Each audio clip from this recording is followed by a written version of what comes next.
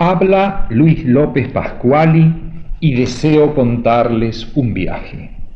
A comienzos de 1981 partió al lejano Nepal la quinta expedición argentina al Himalaya. La lideraba Mario Serrano e intentaba hacer cumbre en la temible montaña Dhaulagiri por su cara norte, ruta por la cual esta temible montaña no fue nunca escalada. El relato que sigue es el de nuestro diario de viaje y dice así: La fuerza de una amistad.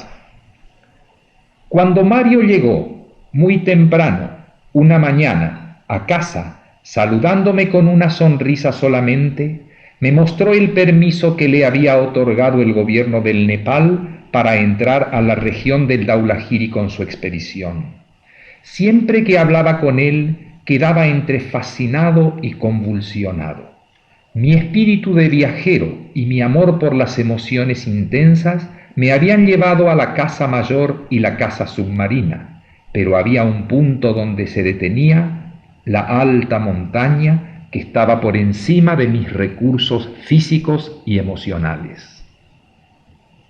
Necesitaba Mario unos pocos dólares para enviar inmediatamente al Nepal y consolidar así la autorización. Se los di como un obsequio mío a su empresa. Yo sentía que pagando participaba, que estaba con ellos sin moverme de Buenos Aires. Le pedí que me tuviera al tanto del proceso de organización de algo tan difícil que estaba en sus comienzos. En las semanas siguientes organizamos proyecciones de fotografías de otras ascensiones que Mario había realizado, tratando de conseguir colaboración de cualquier tipo para la expedición, donativos, dinero o simplemente datos o recomendaciones interesantes. Realmente no tuvimos suerte con ello y lo pude ayudar poco, pero mi entusiasmo crecía dentro mío casi sin que yo lo percibiera.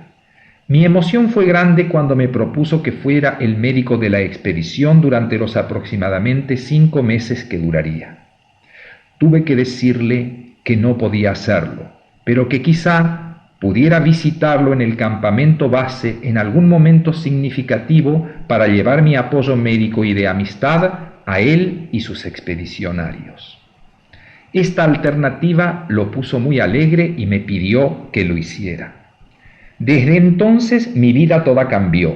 Disminuí los cigarrillos que fumaba, también el alcohol, y comencé casi disimuladamente a hacer gimnasia. Tomé todo el material de lectura que encontré sobre el Himalaya, el Nepal, etc. Los meses pasaban y en forma paralela a mi trabajo médico, con toda discreción, mi preparación física fue creciendo. Solicité pasaporte y visas, me vacuné y redoblé mi gimnasia de footing y escaleras. Ahorraba cuanto podía para el pasaje. Había un conflicto. Con razón, mi esposa María Celeste me preguntaba por qué ella no iba, si yo siempre sostenía que con diferente estilo, hombre y mujer son iguales en su inteligencia, tenacidad, capacidad de esfuerzo y sacrificio. Así las cosas, ella dijo, donde mi esposo va, lo acompaño, y ella también inició sus ejercicios de escaleras, gimnasia y footing. Íntimamente contento de ser acompañado, faltaba algo más que hice. Compré una guitarra nueva, dispuesto a llegar con mujer y guitarra criolla a los lejanos parajes del Himalaya. El túnel del tiempo. Viajamos un 27 de marzo, 45 días después de la partida del grueso de la expedición que nos había precedido. Ellos debían realizar muchos trámites y tareas que los demorarían bastante. Nosotros teníamos el tiempo justo y queríamos llegar solo para las específicas actividades de montaña.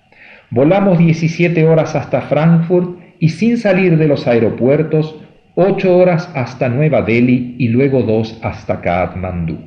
La diferencia horaria con nuestro país era de 9 horas.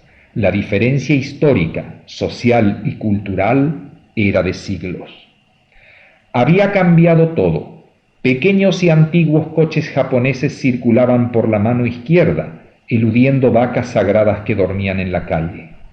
Por todas partes nos rodeaban sonrientes rostros cobrizos y mogoles que nos hablaban en precario inglés o nepalí, dialecto mezcla del tibetano y el indio. Calles estrechas, bicicletas, rickshaws o taxis bicicletas, vendedores insistentes por doquier, muchos hombres y mujeres descalzos envueltos en túnicas de vivos colores y una abigarrada profusión de templos hinduistas y budistas completaban el nuevo panorama. En la ciudad estaban esperándome 2 cartas de Mario, que liderando su larga caravana, con 300 porteadores y 6 toneladas de carga, ya se encontraba muy lejos, pero sin haber llegado aún al campamento base previsto. Me había dejado toda su ropa y equipo de abrigo personal, aquella que usara en todas sus excursiones anteriores, su bolsa de dormir, su carpa y su mochila. Además, envió de guía a un joven Sherpa para que nos llevara con ellos. Se llamaba Pemba Norú y era pequeño, de rostro ovalado y simpático. Hablando los dos un precario inglés, salimos a comprar en la ciudad cacerolas, hornillo, querosén, palangana, bidones y otros elementos necesarios para cocinar y asearnos. Pemba Norú, guía principal, sería ayudado por otro Sherpa más joven. Mientras esperábamos del gobierno la documentación para transitar hasta el Dhaulagiri, cruzando zonas vedadas al turismo por los problemas de fronteras con China, mandé a ambos Sherpas con toda la carga en un taxi hasta Pokhara. Esta carga comprendía 2 carpas con sus colchonetas y bolsas de dormir, diferentes tipos de calzado, desde zapatillas de plástico hasta pesados borceguíes de montaña y botas para la nieve, y gran cantidad de alimentos, nuestros y los que llevábamos de obsequio a los expedicionarios. Debo aclarar que tal viaje en taxi terminaba en el pueblo de Pokhara, donde debíamos reunirnos, y desde allí recién comenzar, a pie, la verdadera caminata o marcha de aproximación a la montaña. Marcha entre pequeños pueblos montañeses. Como siempre ocurre, teníamos referencias sobre el camino, pero poco precisas. Sabíamos que en buena parte de él sentiríamos calor, pues Pokhara está a pocos metros sobre el nivel del mar y en una latitud cercana a la del trópico de Cáncer. Debíamos atravesar la profunda hondonada llamada Gran Brecha del Himalaya, que es aprovechada por un río, el Kali Gandaki, para curiosamente atravesar desde el Tíbet nada menos que la cordillera más alta del mundo. La distancia en línea recta al campamento base era estimada entre 120 y 150 kilómetros, pero en nuestro camino debíamos hacer grandes rodeos y tendríamos desniveles arriba abajo que casi harían duplicar esa distancia. Los primeros días atravesamos muchas aldeas pequeñas. Nosotros mirábamos todo con curiosidad y recíprocamente éramos mirados con sorpresa por nuestras ropas y equipos, en especial por los chicos que a veces nos seguían largos trechos.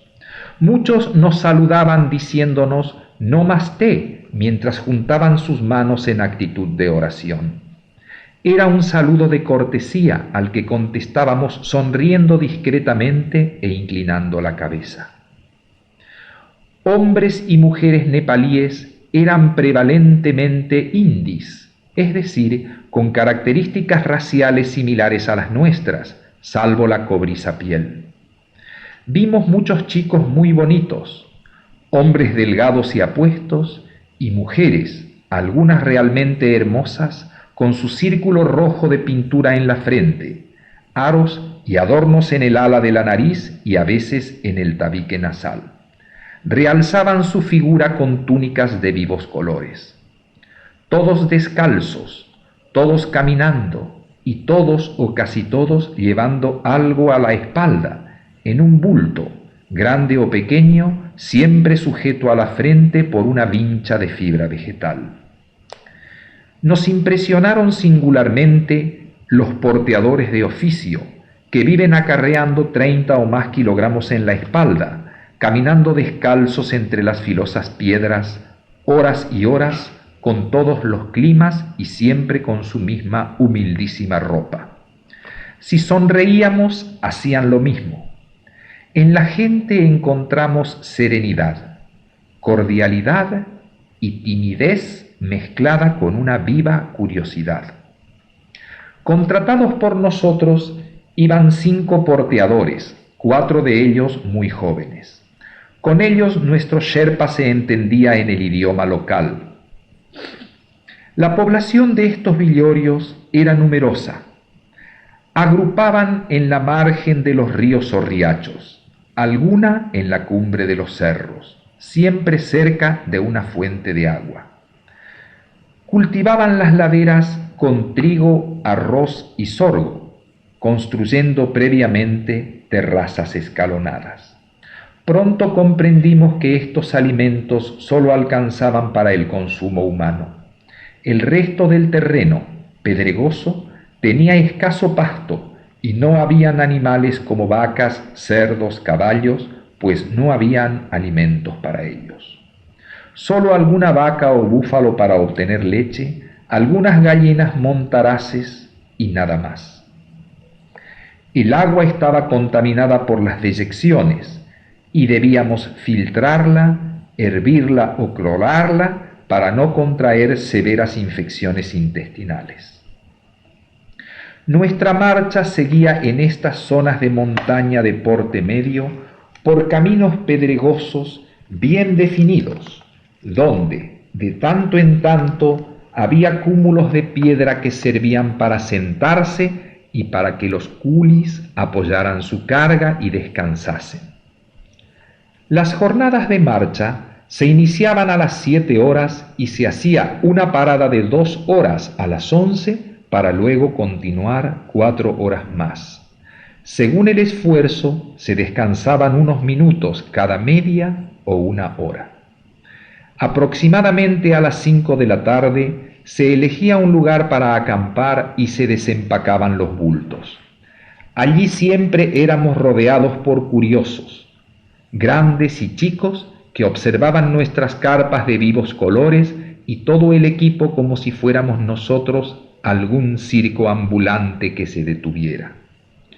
Con las primeras sombras de la noche, todos desaparecían y quedábamos envueltos en un inmenso silencio, contemplando la sombra de los altos picos y sintiendo siempre el ruido del agua al chocar con las piedras, como acontece en los ríos de montaña. La selva. Así discurrieron los primeros 5 días de marcha. Nuestras piernas se habían fortalecido y no hacíamos caso de algunos dolores musculares que sentíamos. Es evidente que en una situación como esta, la resistencia de todos nosotros está mucho más allá de lo imaginado. Caminábamos calmamente, pero sin tregua. Cuidábamos cada pisada, pues el suelo era muy irregular y un simple esguince de tobillo hubiese sido una catástrofe. Los caminos de cornisa nos mantenían a media altura en las laderas. A un lado, pues, altas montañas y del otro el rugiente río centenares de metros abajo. Para mirar el paisaje debíamos detenernos por el riesgo de una caída que hubiese sido fatal. Teníamos que elegir alternativamente entre el suelo o el paisaje. Observamos que iban desapareciendo los pueblitos y gradualmente nos internábamos no ya por caminos, sino por sendas estrechas y sinuosas en un nuevo paisaje ya de selva subtropical. Recordé que estábamos en una latitud cercana a la del trópico de Cáncer y que sólo la altura creciente amenguaba el calor. Estábamos en el valle estrecho y profundo del río Mayandikola, que con su curso sinuoso nos llevaría a destino. En la primavera del Nepal, el deshielo había comenzado, pero no había llegado aún a su máximo del verano, durante el cual se suman las copiosas e interminables lluvias del monzón. Por ello, el río llevaba un caudal medio y presentaba en sus bordes cauce seco. Aprovechábamos pues a veces para caminar por el borde del río, entre las piedras del cauce, a veces durante horas. Cuando era imposible continuar, trepábamos las inclinadas laderas del valle y también por horas subíamos y por horas bajábamos en nuestros permanentes rodeos y zigzags. Rodeados de árboles gigantes, flores, lianas y a veces ortigas, vimos muchos monos y una cobra. Los helechos embellecían la senda, junto con las plantas de hojas anchas y el muslo que cubría piedras y troncos. Temíamos sobre todo a las sanguijuelas o gusanos, que ávidos de sangre podían introducirse de noche en nuestro calzado y ropa. Tomábamos pastillas antipalúdicas, pero realmente no sufrimos por moscas o mosquitos como yo temía. Al detenernos, solíamos ver ardillas con larga cola que nos divertían con sus acrobacias en los árboles y ramas. Casi sin darnos cuenta, nos quedamos solos en la selva. El grupo estaba incomunicado. Hacia atrás y hacia adelante habían muchos días de marcha. Yo me sentí como si estuviera en una hermosa prisión, atrapado en un lugar de singular belleza. Decidí que cualquier cosa que pasara iríamos adelante, pues en el campamento argentino había buena comida, medicinas, un colega y amigos, a más de la comunicación radial. Siguiendo, alternaban el sol y la lluvia y usábamos nuestros paraguas, que solo cerrábamos si la selva era espesa o entrábamos a la sombra de los árboles. Una noche acampamos con lluvia. María Celeste estaba contenta y la fotografié con flores en la cabeza. Ignoraba lo que ocurriría esa noche.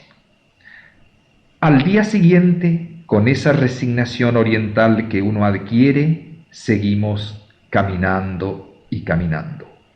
Al fin del día María Celeste estaba inquieta y tenía molestias en las piernas y tobillos. Nos detuvimos y al revisar su calzado vi que tenía aferradas a su piel varias sanguijuelas, 3 en una pierna y una en otra.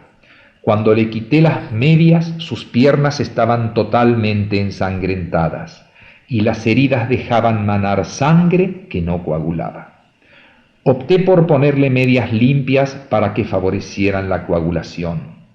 La impresión de María Celeste fue grande y debimos revisar y limpiar carpas, bolsas de dormir y toda la ropa, donde encontramos a muchas sanguijuelas que subrepticiamente se habían introducido, cayendo desde los árboles en los agujeros de ventilación de la carpa mientras dormíamos. El bosque. Paso a paso, y mirando siempre el suelo pedregoso de la senda, observaba otra nueva transición. Las plantas tropicales alternaban ya con algunas coníferas. Las noches eran más frías, al igual que las madrugadas.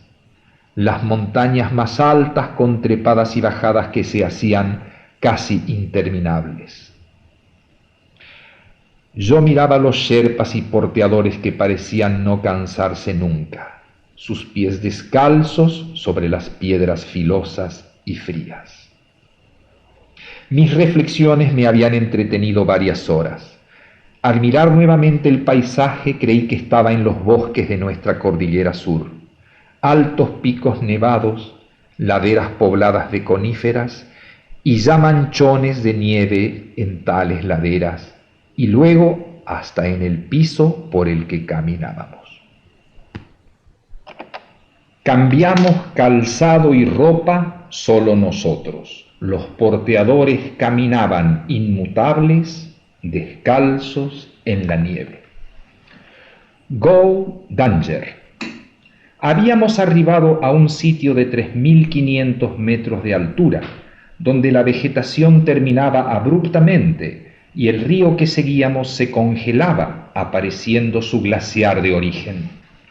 Las montañas eran inmensas y debíamos introducirnos en un desfiladero, pisando el peligroso glaciar, teniendo a la derecha nada menos que el Dhaulagiri de 8.200 metros y a la izquierda el Dhaulagimal de 7.900.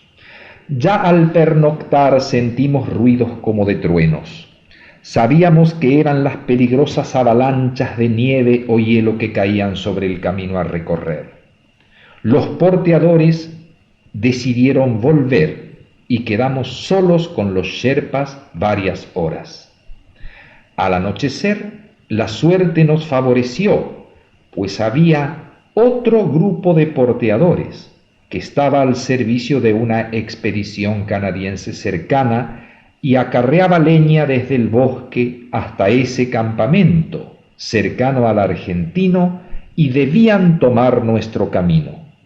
Arregló con ellos Pemba Norú y nos fuimos a dormir con María Celeste, inquietos por las incertidumbres por venir. A la mañana, con las primeras luces, observé el desfiladero y el glaciar de piedra y hielo, una especie de montaña rusa con subidas y bajadas, con algunos cursos de agua, pues comenzaba el deshielo. A sus lados, laderas verticales de altísimas montañas cuyas cumbres rebosaban nieve del invierno. Estas laderas parecían vivas. De tanto en tanto echaban una bocanada de piedras y hielo, quedando una gruta o cueva residual. Habían, pues, avalanchas de piedras desde media altura a más de los grandes aludes desde la cumbre.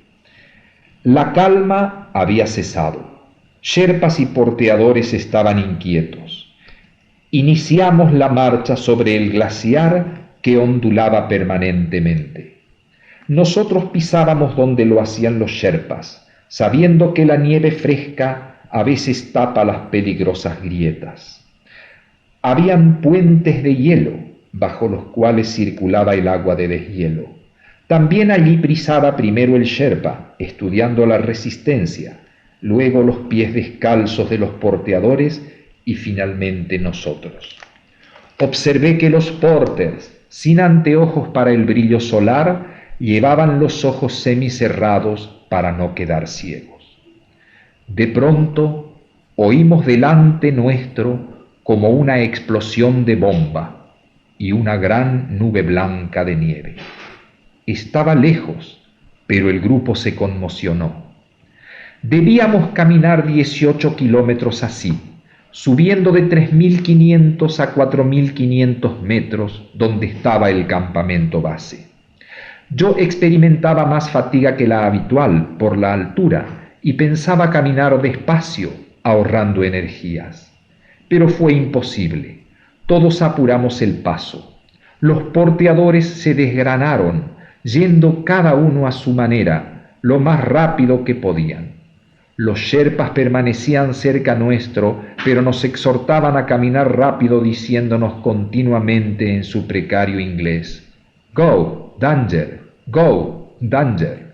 Jadeábamos asustados, pero continuábamos una marcha ligera, casi un trote por momentos. Uno de los sherpas dio la mano a María Celeste. Pronto me di cuenta que a pesar de mi preparación física estaba lejos de tener la resistencia de los naturales. Alcanzaba a ver a María Celeste de la mano del sherpa y por los desniveles no veía nada más, ni adelante ni atrás. Una avalancha muy pequeña cayó casi sin ruido delante mío y me empañó con su nieve los anteojos. Debí pararme y limpiarlos. Seguí así, caminando por mis medios, solo, viendo a lo lejos los dos puntitos humanos que me precedían. Era dolorosamente justo. Si pasaba algo, era preferible que no fuésemos un blanco agrupado.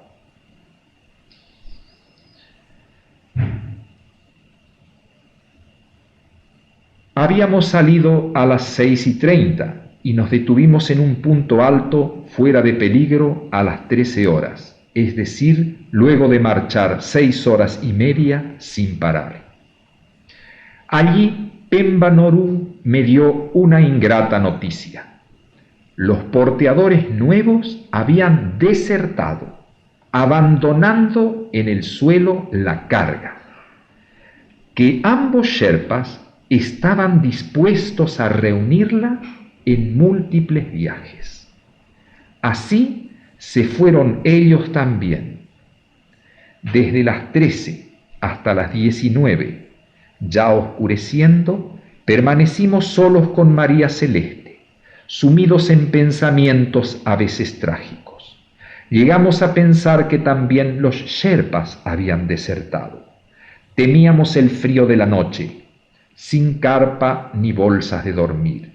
Yo estaba dispuesto a mantenernos en vela, haciendo ejercicios, para al día siguiente, con luz, continuar solos hasta el campamento argentino que estaba a 9 kilómetros de allí. Pero, con las últimas luces, vi venir a los 2 sherpas, que noblemente habían trabajado 6 horas en la región de peligro, trayendo de a poco nuestras cargas. Los abrazamos muy emocionados y ellos, a pesar de su fatiga, sonriendo y sin hablar, armaron nuestra carpa y encendieron el hornillo de querosén para darnos sopa y té con leche calientes, nuestra primera comida del día. Luego nos dormimos escuchando solo el ruido de los aludes y sintiendo cómo su onda expansiva soplaba y sacudía nuestra carpa.